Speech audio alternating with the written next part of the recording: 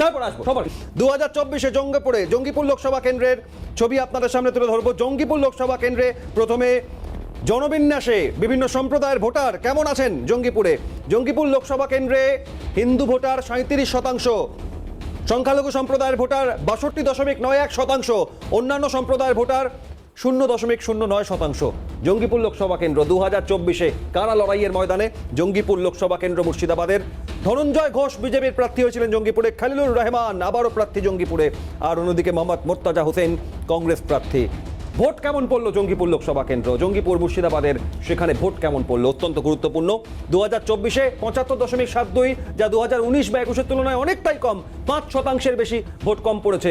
2019-এ 80.69, 2021-এ 80.07, সেখানে 75% ভোট পড়েছে 2024-এ।